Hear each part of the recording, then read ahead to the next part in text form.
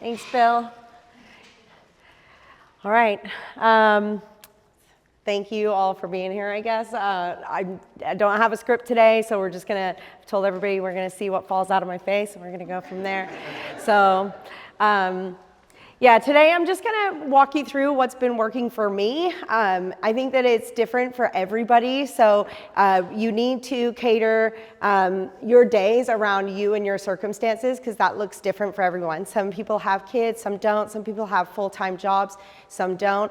And so I think that I felt like when I came into the team, I had to fit into a certain way, and that way didn't work for me, right? So I came from a full-time job trying to do real estate part-time to then trying to do real estate solo, and to then joining the team, and I have to say it's the best decision I made in 2025. Right, so last year I did a lot of reevaluating what was working and what was not, and changing the things that weren't working, and I ended up here, and so that's where I started, right? And I'm really grateful for that. So I'm glad to share you what I've learned during this time. This is not something that I came here with, right? This is stuff that I picked up along the way, and I tailored it to what would fit my lifestyle. So. This slide, this is what I deal with. I have 4-year-old twins, I have a 12-year-old stepson, and I also have a husband that works nights. So he drives the cable cars in San Francisco. He loves it. I do real estate during the day. I love it, but that becomes a very limited, it's a very limited lifestyle, right? So basically, don't know what I did there. We got blurry. This is life right here. So during the week, I have 5 good working hours during the day. I get here at 10 o'clock pretty much every day, and I have to leave by 3:30 to go and get my kids from school, and I have all night time by myself, right? That's not a complaint, that's just life, and so I have to make it work, okay? On the weekends, I have a good 5 to 6 hours, if I'm lucky, every day to do showings, to meet new clients, and all of those things. And so basically, when you look at it, I have about a 35-hour work week to fit in a more than full-time job, right? And I think that all of us kind of have to juggle around those things. And so organization and building of the pipeline is very important. Having appointments for me is very important, because that's how I structure my day. And so if I don't have appointments, I don't have clients. And also, if I don't have appointments, I'm flurrying. I don't know what my week's gonna look like. So that's why it's super important for me to have those appointments. I try to organize as best as I can. I try to stick to it, but life is life. So if it gets a little messy, it gets a little messy and we roll with it. But I think that that's the best thing about our jobs, is that we have that flexibility for it to get a little bit juggly, but we're in this because we know how to handle it. And if we need support, we have it by being on this team. So I think that the first thing about is redefining the pipeline, right, in our minds. So it's all a mindset. A lot of people think a pipeline is our active deals, and that's just not the case, because if it was always our active deals, then every time a deal would close, we wouldn't have a pipeline anymore. So a pipeline could be everybody that transacts from today, from 2 years from now. And what that means is you're keeping up with everybody that is looking for the next 0 to 30 days, all the way to, hey, they're not ready just yet, but they may transact in 2 years, and you need to keep up with that person, because in 2 years from now, you want to be the person that is buying them that house, that is downsizing with them, upsizing with them. You want to be that person that they turn to 2 years from now to be, to get that transaction. And with that, you usually get a pretty good relationship, right? And with that relationship, you get referrals. And so keeping everybody that is assigned to you or that you're working with in your pipeline, that's active.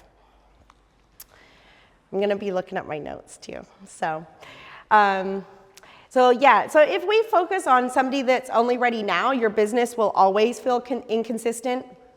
A strong pipeline creates predictable income, and your job is not to wait for it's ready, but it's to build and manage that until that person is ready. So for example, one person that I met about a month, or actually 2 or 3 months ago, his name's Blair. I met him in Oakland, and we went to go and see this house. It was a complete teardown in the hills of Oakland, right? He works on the properties. He has built many properties in the Oakland Hills on those grades, and he knows how to do it. Fix the foundation, all of the things, right? He can build a $1.5 million house from the ground up, and that's his business, but he's older, right? So that house didn't quite work out. And I called him about a month ago just to say hi. And I was like, hey, Blair, how you doing? And he was like, oh, I'm good. And I was like, are you still looking for your next project? And he said, you know what? Actually, my plans have changed. And I said, oh, okay. We hear that all the time, right? So how have your plans changed? Oh, well, actually, now I'm not looking for a project. I'm actually going to be moving myself. Oh, where are you moving to? Oh, I'm moving to Fairfield. Oh, you know what? I actually work in Fairfield. We have an office in Fairfield. What's taking you there? Oh, well, me and my wife, I'm thinking about getting a VA loan. Boom, right? So from that one lead that I met in Oakland Hills that was looking for a project, all of a sudden I could help him with his next pivot in life, right? How would I have known about that? If I just kept him in my mind as somebody that is only looking for projects, good deals, and teardowns, I would never have reached out, followed up, and found out that now, hey, he's looking for his own house, right? And I can help him in another way. And so that's just one of the examples from one of our leads that we got from Zillow, that had I discounted that the moment he said that that wasn't what he was looking for and stopped following up, I wouldn't have been able to pivot and move forward into the next deal with him. So we're going to go on to organization. So when I first came in here, I was like, oh my God, I don't know how to organize my stuff. I'm getting all these, I'd passed boot camp. I was getting all of these leads in. And then I was also on the phone doing a lot of calls from the lead pond. And all of a sudden, everything just got too much. I would turn around to Jen. I would give Jen a call. She was my mentor. And I would say, I don't know what I'm doing, right? I've got all of these things are falling through the cracks. I don't know what to do here. How do I stay on top of this? And at the time, she turned around and she was like, hey, we've got functions in FUB for you to utilize, right? So the task function is something that she turned me on to right away. So don't rely on your brain for organization. My brain will not handle, I do not handle organization in my brain well. I lean on the systems. I organize the way that works best for me. And so one of those ways, I am a paper person, and Daisy hates it. She wants me on my Google Calendar all the time. She's like, why do you not utilize your Google Calendar? And the truth is because I don't look at it, right? When I'm on my computer, I'm utilizing other systems, but if I can have something I can physically look at in my car, that works for me. Okay, so whether that looks like a Google Calendar for you, a physical planner, I'm a paper person, so I put down all of my appointments on paper. I scratch it out. It looks messy and crazy, but it works for me. I organize my prospecting. I have a routine for my prospecting, and I stick to it, try to stick to it. It gets kind of crazy sometimes, but I'm going to walk you through what a typical day looks like for me with my prospecting. And also, I try to give myself a little bit of a break each day. That doesn't always work out, but if it's 10 minutes where I don't know, I go into an office and I, talk mess with Drew or Daisy just to get my mind out of the mode, give my brain a little break, step outside for a minute. I try to do that because if I'm constantly in the grind, it's gonna wear me down, and by the end of the day, I'm just gonna be shattered, okay?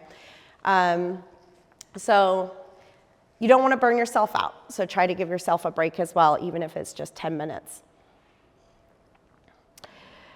So a typical day.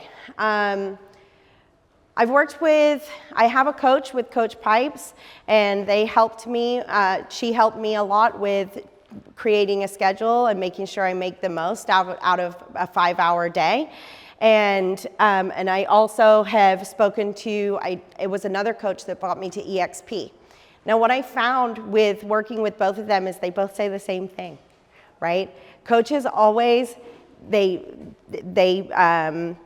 focus in on prospecting, because without that prospecting time, you won't have any lead or any clients. You won't be able to build a pipeline. And the fact that they continuously say it over and over again is because it works. So part of what I do, I printed these up too, for anybody to take one of these. You can take one or not, it's up to you. But this is what I use. So 3 hours out of the day, when I first come in, I'll lock myself in a booth and I'll do 3 hours of calls. I do 50 minutes and then I take a 10-minute break. 50 minutes, take a 10-minute break, 50 minutes, and take a 10-minute break. I have a goal of connecting with at least 18 people. So when I say connecting with 18 people, I don't mean 18 2-minute calls. That may take you a few days to get that.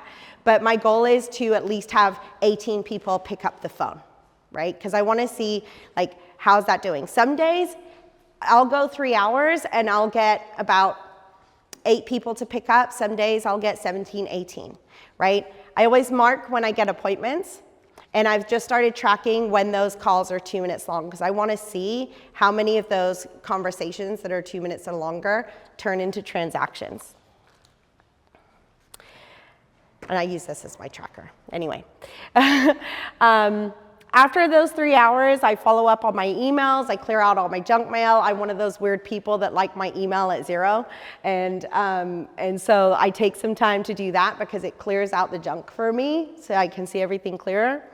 I schedule my showings for schedule any showings for the following day. Obviously, we sometimes get it same day, but I try to schedule it ahead of time so that my day stays structured. One thing that I always do is the day before my showings, I always prep, and I print and prep materials for every showing. So every single showing, I show up with the printout from the MLS, the listing for that house, for my client and for me. I always take a BRBC that's printed up and ready to sign on the dot, and I usually pre-mark it. And so what I mean by that is I'll date it for the day of the showing, I'll put their name already, I'll put a start date, and I let us figure out what that end date is, right? Because maybe they don't want to sign for 3 months with me, but I might be able to get them to sign for a month so that they can test me out, and I know I can win their business for longer should we not find a house within that month. But those are the materials that I take to every single showing. And if I don't, I generally feel like I missed an opportunity, right? Because they get to physically take something from that I give them away, which is a reminder of our time. After I've got all of that done, I'll wrap up and go home. This is a typical day, but it doesn't always look like that, right? So you'll have things that come up, but I try to at least make sure I get my calls in, and I always make sure I prep for my showings, because that way I can build my clientele. And that right there, let me go back. Yeah. I think that right there is what separates agents that close homes versus those that don't. How many people are doing 3 50-minute call sessions a day? Right? Like, we're all looking for that magic button and trying to figure out the secret sauce on how to get closings. Like, it's not hard. Like, it's literally that. Yeah. And we talk about it all the time. We just talk about it on our huddle. Like, that's what separates. Like, she has 6 deals closed, more pending right now. Like, who wants that? And people are like, man, how do I get that? I don't know. Like, she's not lucky. Like, she's not doing anything crazy. It's literally, she's putting her head down and grinding and hustle. Like, that's what it is. That's a hustle. And so, like, just look at that. And I try not to do more than 3 hours a day. Some days when I'm on a roll and like people are answering the phone, like I'll be like, oh, I want to keep on calling, right? Like we talked about that the other day. Like so when everybody was picking up the phone, you want to keep on calling, and okay, give yourself that time. If you're on a roll, like do it. But But even if it's a slow day and you're like, I didn't speak to enough people today, 3 hours consistently. That's better than doing, you can grind it out for like 5-6 hours on one day, and the next day you won't even want to pick up the phone because you had such a rough day the day before, right? So I think, that works for me. It might look different for you. Like I said, cater it to you and what's good for you. But for me, a consistent 3 hours every single day, Monday through Friday. I don't do calls on the weekends, and I can't do calls in the evenings, right? So that works for me. But at least you're consistently getting in time where you're making your calls and you're not burning yourself out while you're doing it. And the results of this, because we see this a lot where people just call just to call. Like, it's about the conversations. And I just looked it up. She has 300 conversations so far this year from this amount of prospecting. So it's like, I see a lot of people just, I'm prospecting, I'm calling, but then you're like just calling just to call. But like, are you having actual conversations like that? Like, don't look at the calls. Look at how many people you're talking to, and like that's the number. But she's up at the top with more conversations than everybody on the team. So. What's next? Okay, yeah. So these are what I've printed up here today. So buyer information sheet, seller information sheet, and prospecting. I think I saw somebody asked if we had a bullet point. It's all scripts, right? Like the more that you practice this, the more that you don't need a printout. But this is something that my coach gave me, and so it's buyer information and seller information. It's all questions with a fill in the blanks that you can ask while you're on a call. Basically, I don't have it with me today, but I have a binder with these in there. So I keep like 5 or 6 of these on my person at all times. And then when I finally get somebody on the phone that's gonna have this conversation, then I try to fill in the blanks of these. And then I have my notes ready. I'm a paper person, right? So then I have my notes ready to put into FUB, and then I can make sure that I hit on all of the information that is gonna work for making sure the transaction goes through smoothly and I can serve to the best of my ability. So the FUB task function, what I do is every single person under me assigned always has a task attached to them. And the way that I figure that out is if I don't get a hold of somebody, I'll task it to get a hold of them again in 2 days. If I do get a hold of somebody, I'll task it to, depending on the situation, maybe a month out. But somebody always has a task booked on their page. And I look at that first thing every day. Before I start my calls, I see in my task function, then that first hour, who I'm calling first because I've already scheduled them. So I filter to the folks that are assigned to me first. And just to be clear, like these are just the tasks. You're doing this for people that you only contacted and are in conversation with, correct? I task everybody. I task people that I've closed on. Everybody that I've had a conversation with. Sometimes if there's... What I'm saying is like you're not doing this to like cold people that don't know who you are. No. So that's where I think it's more so like you guys got to set up the follow-up and the way it works for you. This is what she's doing, but it's only to the people that you guys are in conversation with and talking like that know you. So it's not like you're gonna have a crazy amount of text, especially when you're newer versus experience, you're gonna have a lot more in your database. Yeah. So that's like keeping your database clean with people that know who you are and you've had conversations with, and everybody else doesn't go in your database and have tasks. Exactly. Like what I do is when I'm in the pond, like I'll speak to somebody, and if I can tell that they're just like, depending on the conversation, everything's case by case, but if I have a good conversation with somebody, I'll go ahead and assign it to myself, and then I'll put a task to follow up with them. Because if they don't know me really well now, we had a good conversation. They're gonna know me really well in 6 months when I've reached out to them, like 6+ times because I've tasked to reach out to them, right? And that's how I've kind of built up the database of the people that know me and that I'm working with. So I do that. After I go to the task function, then I make sure that I filter for all of my leads that I've got from Zillow and Movoto, and I reach out to all of them. After that, I will generally filter to all of my people, make sure that there's nobody that I've missed, and then I'll start going into the lead pond. So I try to organize even my prospecting. Sometimes that works, sometimes it doesn't, but it's like, that's how I try to organize that. So I don't sit there just looking at the screen. Okay. So chasing every opportunity, I chase after every opportunity regardless of the size.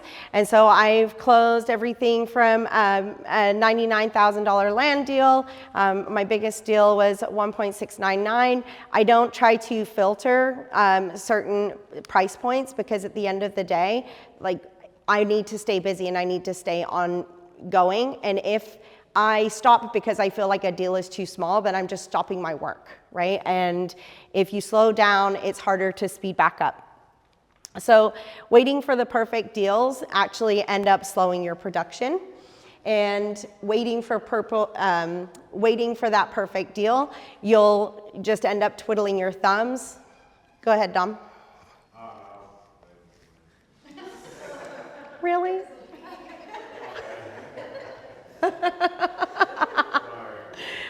You just slowed my production. No, just kidding. Yeah, so, and even the small deals, I learn a lot from every deal that I've worked on. So like Daisy said, I did a listing. I learned a lot of lessons with that listing. And every single time I turned around, it was like the gift that kept on giving, right? And so no matter how big or how small, I'm always learning something new. And that's why I chase every opportunity that comes my way. So time management and capacity. We've already talked about, kind of how busy a day can get and like the space of time that we have during the day. So for me in my situation with the hours that I have in the day, I have to be honest about my capacity.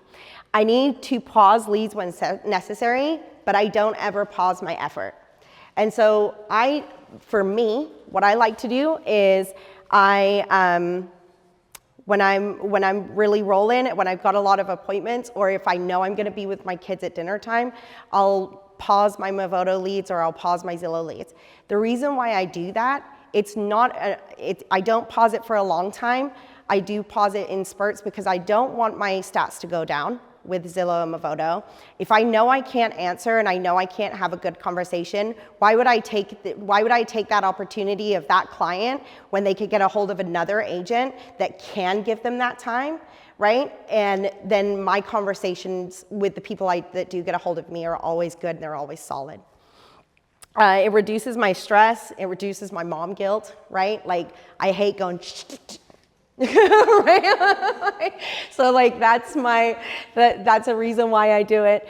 And it does, it protects all of my responsiveness.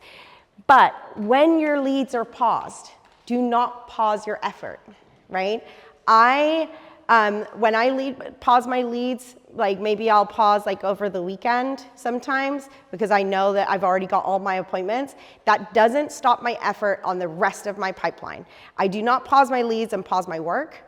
I always, if I'm not getting leads coming in, then I'm chasing after all of the leads in the pond. I'm chasing after all the leads that are already assigned to me, and I'm following up with everybody. So that keeps my pipeline consistent, no matter whether there's new blood coming in or not.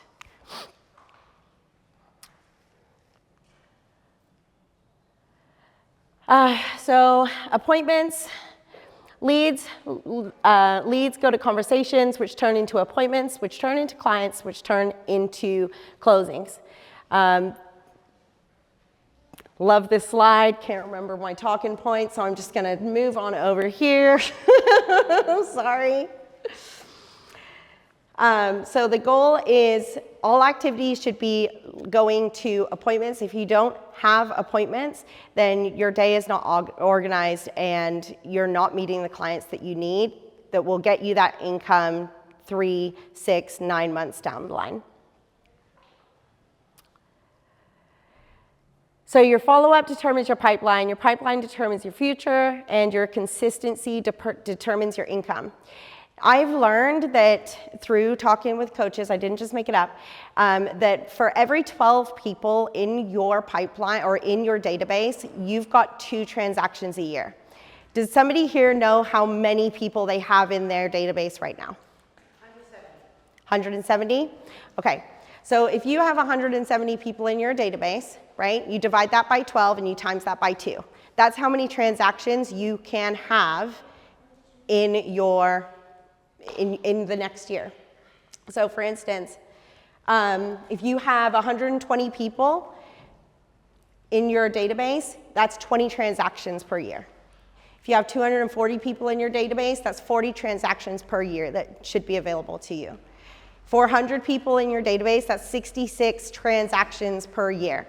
So if you have that many people in your database and you're not getting that many transactions, then the key might just be in your follow-up, right? Making sure that that's organized and making sure that you're reaching out to all of those people consistently, because if they're not transacting themselves, they know somebody that is, right? And you want to be that person that they turn to.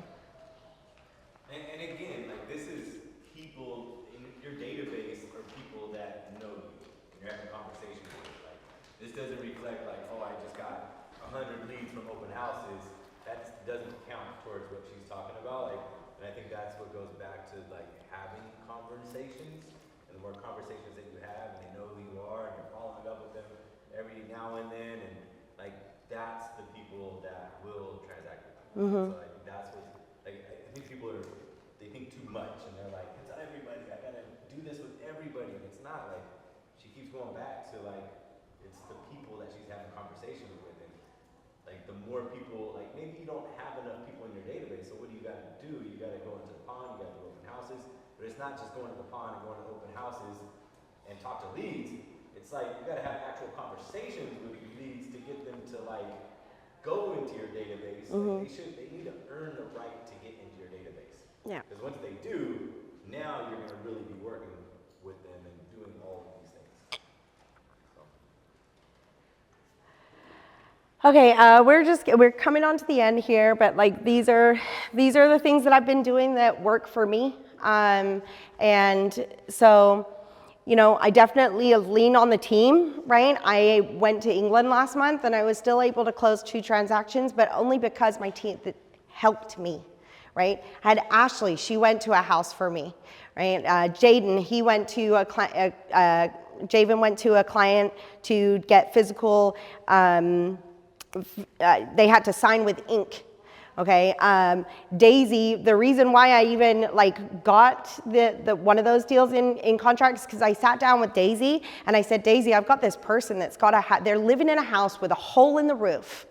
Okay, the house is uninsurable. They're 90 and 65 years old. They're going to be sick, and like, do you have anybody that might invest in this house? Like, it's a big house, and within 3 days we were in contract. Right? So had I not had a team, that lead is all good, right? Like, that ended up being a sell buy. But had I not leaned into my team and bought that to my team, you know, to Daisy, that transaction might not have even happened, right? And that all happens because I was here in the office. So I get into the office every day. I'm usually here about 4 days a week, if not 5. And I'm usually around the corner somewhere on Saturday and Sunday. So, you know, I get into the office, and this is where I do the best work. You know, like, if I'm at home, there's always stuff to do at home. There's always going to be things you can do, but inside here is my safe space of where I know I can focus and get my job done. I utilize Slack, so when I'm getting in leads and saying, I keep on making it go early. Anyway, when I'm getting in leads and maybe it's not paused, but it's too far out, then I utilize Slack and I make sure that these clients are taken care of, and I try to get other people on board. And so these are kind of the things that I do day to day that keeps me rolling. And one thing, like, I also want to say is, like, if you wanted to work solo, like why join a team? You know, like lean into your team. Like when I was working solo, I wasn't getting anywhere. I was sitting in front of my desk in my room, and because it's in my bedroom, right? And like I've got like piles of clothes everywhere, you know, because like because it was not working. Like this is why I needed a team to get into, to lean into, to find those opportunities. And why wouldn't I utilize that, right? To make my day continue to move forward. So great teams don't just work together, they win together. I see so many people on this team winning, and I'm just so grateful to be a part of it, be a part of the energy, have these opportunities, and also work with the people that I work with. I've worked in a lot of jobs in tech, and frankly, they're just, I didn't like the people, and I love the people way more here. So, you know, lean in, ask questions, and if you don't know what you're doing, find somebody that does, because I sure do run into situations that I have no clue how to handle, and I've called a lot of people a hell of a lot, and I ask a lot of questions, because at the end of the day, I know that everybody here just wants to see everyone win. Thank you for letting me ramble.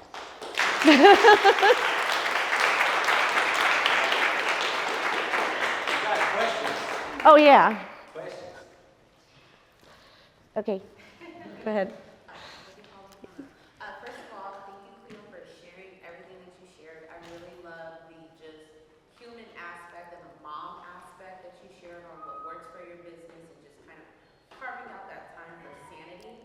My question to you is, when you do go in and you follow up with your specific pipeline before you even dive into the funnel you talked about, do you focus on your last communication, or do you set that filter to, like, I know you were sharing like with tasks, you set it to follow up in 2 days. Is that like your standard 2-day communication? Don't even care about the last communication note in FUB, and you just continue to call everybody? Or do you kind of go into the last conversation, the details, and then go from there before you contact them? Oh yeah, I totally do go back into the notes, because that's how I'm gonna start the conversation. Is I generally like hook back to our last conversation, especially if it's been a month. It's nice to hook back and say like, hey, you said you were going to Finland a month ago. How was that, right? And start getting them to talk a little bit, like realize you're still a human and you paid attention to the last conversation. And so that tends to make the conversation go easier. Obviously, like I don't really, I think it would be good to filter between the leads that are like 0 to 30, 30 to 60, and that way. I don't really do that. And the reason why I don't do that is because anybody that's going to be transacting soon, I know who they are, right? Like I'm talking to them every single week. And if not, like, I would say at least once a week at minimum, my hot leads they hear from me. And I rely specifically on that task, because I task every single person I work with has a task, right? And so I rely on that first, and then I kind of go from there. Did that answer your question? Okay. Did you have a question, Liz? Yeah, I mean, I guess for anyone too. So I just joined on Monday, and I came from Team Fast, but this team already, like, you guys are killing it, obviously. I'm very weak on the phones, and I'm trying to get better, which is why I wanted to join this team. But when you're calling people like 3 hours a day, are you leaving voice messages? Do you find that those even work, or is it just like on to the next if they're not answering? I don't generally leave a voicemail. Sometimes I do, like if they know me already, like I'll leave a voicemail. Who still listens to voicemails? Yeah, I don't. I just read the green screens. If you leave a voicemail, it's definitely not getting responded. Like I'll leave a voicemail to a client that knows me that's ghosting me, right? And I'll leave a voicemail because like I know they've seen me call, now they've seen my voicemail, and I'll generally hit them with like an ex-boyfriend text, like, hey, did I do something? Like I actually got somebody to respond to a text like that. She'd been ghosting me for months, and then I text her and I was like, hey, did I do something wrong? And then all of a sudden she started looking at houses again. Right? So generally that's the case. In terms of getting comfortable on the phone, sit down for 3 hours. By that third hour, you'll be comfortable. If I utilized Shiloh when I got here, and I still do, but I actually role played with Shiloh a lot. That helped me, and just trying to and trying different ways to get on the phone as well, like different approaches. Like you can try to be really professional, or you can try to be really relaxed, or just like play with it, and you'll get more comfortable, and then you'll find your groove. So Shiloh, we just had a meeting with them not that long ago, and they're continuing to build out better and better. But Shiloh, so every time you have a phone call, it's going to send you, what you did well, but then it's going to coach you on some of the things you can do better.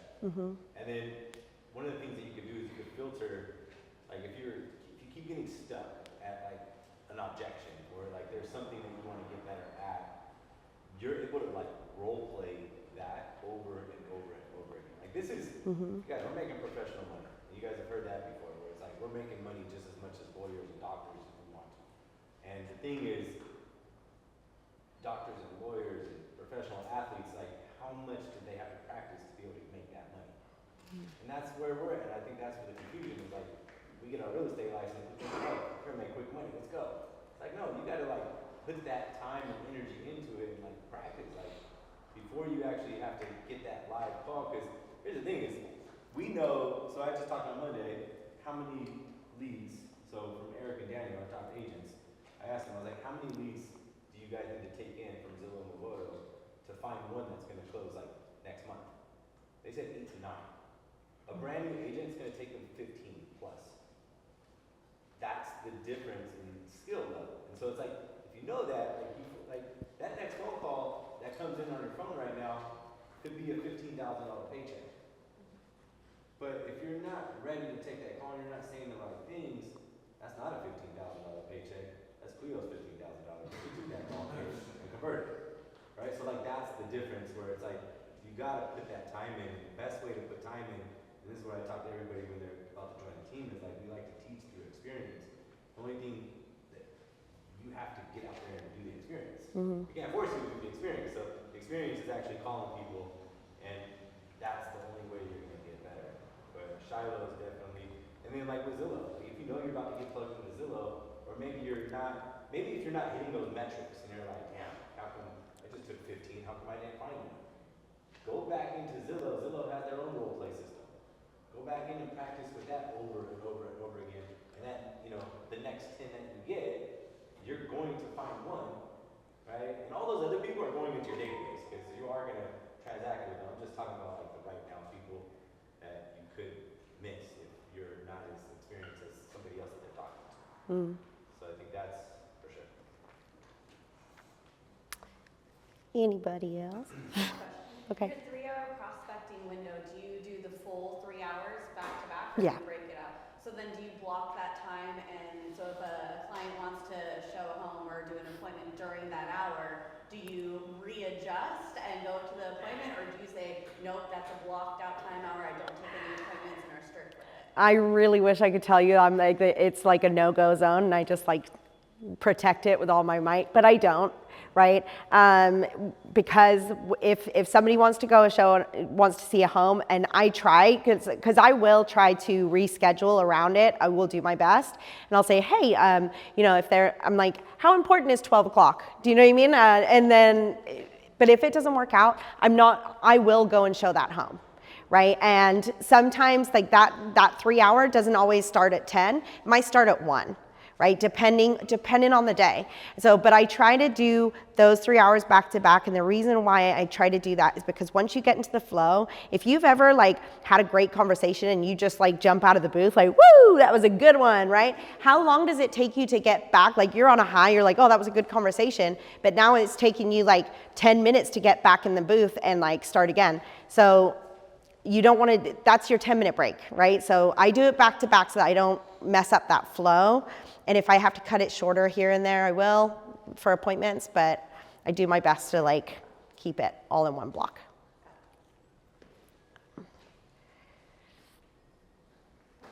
All right, now we're good. All right.